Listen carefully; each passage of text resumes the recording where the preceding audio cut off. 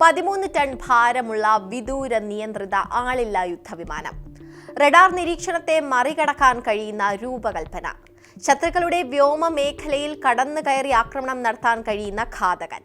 Indian വ്യോമസേനയ്ക്ക് കരുത്തുപകരാൻ India തദ്ദേശീയമായി വികസിപ്പിക്കുന്ന Ghatak stealth drone 2026 തയ്യാറാകും. 4.5 ജനറേഷൻ ലഘു യുദ്ധവിമാനമായ തേജസിന്റെ മാർക്ക് 2 പതിപ്പിനൊപ്പം ഘാതക് ആളില്ലാ യുദ്ധവിമാനവും രംഗപ്രവേശം ചെയ്യും.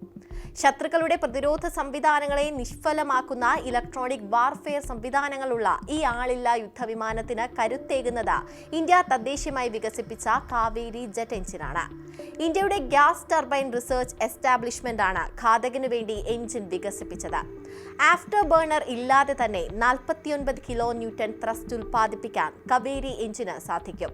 നേരത്തെ തേജസ് യുദ്ധവിമാനത്തിനു വേണ്ടിയാണ് കാവേരി എഞ്ചിൻ വികസിപ്പിച്ചതെങ്കിലും ആവശ്യമായ പ്രകടനം കാഴ്ചവെക്കാത്തതിനാൽ കാവേരി എഞ്ചിൻ പദ്ധതി ഇടയ്ക്ക് വെച്ച് നിലച്ചിരുന്നു. പിന്നീട് ഘാതക് ഡ്രോണിന് ഇത് അനുയോജ്യമാകുമെന്ന് കണ്ടെത്തുകയായിരുന്നു. സ്റ്റെൽത്ത് സാങ്കേതിക വിദ്യ ഉൾക്കൊള്ളുന്ന എയർക്രാഫ്റ്റുകൾക്ക് അത്യാവശ്യം വേണ്ടതാണ് കുറഞ്ഞ ഇൻഫ്രാറെഡ് സിഗ്നലുകൾ പുറത്തുവിടുന്ന എഞ്ചിൻ. കാവേരി എഞ്ചിനും ഈ സവിശേഷതകളുണ്ട്. മാത്രമല്ല, ശബ്ദവേഗതയിൽ പറക്കാനുള്ള തള്ളൽ ശക്തിയും ഇത് ഘാതകിന് നൽകും. 1.5 ടൺ ഭാരമുള്ള പേലോഡുകൾ വഹിക്കാൻ സാധിക്കുന്ന ഇന്റേണൽ വെപ്പൺസ് ബേ ആണ് ഘാതകിന്റെ സവിശേഷതകളിലൊന്ന്. പ്രിസിഷൻ ഗൈഡഡ് ബോംബുകൾ, മിസൈലുകൾ ഉൾപ്പെടെയുള്ളവ കൂടുതൽ വഹിക്കാൻ ഇത് ഘാതകിന് ശേഷി നൽകും. മാത്രമല്ല, മറ്റ് യുദ്ധവിമാനങ്ങളെ അപേക്ഷിച്ച് കുറഞ്ഞ റഡാർ ക്രോസ് സെക്ഷൻ മാത്രമാണ് ഘാതകിനുള്ളത്. അതുകൊണ്ട് തന്നെ ഇതിനെ റഡാറുകൾക്ക് തിരിച്ചറിയാൻ വളരെ പ്രയാസമാണ്.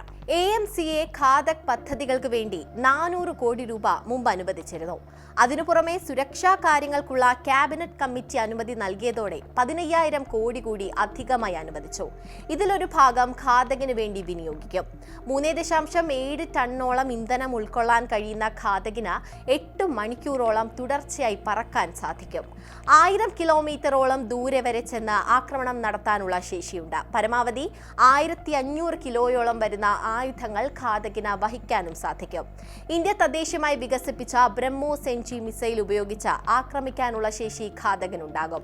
ഇതിനൊപ്പം എയർ ടു എയർ മിസൈലുകൾ, ബോംബുകൾ എന്നിവ വഹിക്കാനും സാധിക്കും. യുദ്ധവിമാനങ്ങൾക്കൊപ്പം ചേർന്ന് അതിലെ പൈലറ്റിന് നിയന്ത്രിക്കാവുന്ന തരത്തിലോ കമാൻഡ് സെന്ററിലിരുന്ന് നിയന്ത്രിക്കാവുന്ന തരത്തിലോ ഘാതകിനെ ഉപയോഗിക്കാം.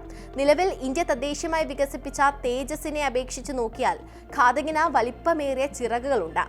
ക്രൂസ് വേഗത തേജസിനേക്കാൾ കുറവായിരിക്കും. തുടർച്ചയായി നിർത്താതെ 8 മണിക്കൂർ വരെ ദൗത്യത്തിനായി ഘാതകിനെ ഉപയോഗിക്കാം. കൂടുതൽ നേരം തുടർച്ചയായി പറക്കാനും റഡാർ നിരീക്ഷണത്തെ കബളിപ്പിക്കാനുമുള്ള സംവിധാനങ്ങൾ ഉപയോഗിക്കുന്നത് കൊണ്ടാണ് ഘാതകിന് യുദ്ധവിമാനങ്ങളെക്കാൾ വേഗത കുറഞ്ഞത്. പക്ഷേ സ്റ്റെൽത്ത് സാങ്കേതിക വിദ്യയും കൂടുതൽ നേരം ആയുധങ്ങളുമായി തുടർച്ചയായി ഉപയോഗിക്കാമെന്നതും ഘാതകിനെ വേറിട്ട് നിർത്തുന്നു. 2022 ഇതിന്റെ പ്രോട്ടോടൈപ്പ് പരീക്ഷണം നടത്തി. റൺവേയിൽ നിന്ന് പറന്നുയരാനും തിരികെ ലാൻഡ് ചെയ്യുന്നതും ഉൾപ്പെടെയുള്ള പരീക്ഷണങ്ങൾ നടത്തിയിരുന്നു. പിന്നീട് 2023 കൂടുതൽ മെച്ചപ്പെടുത്തിയതിനു ശേഷം പരീക്ഷണങ്ങൾ തുടർന്നു.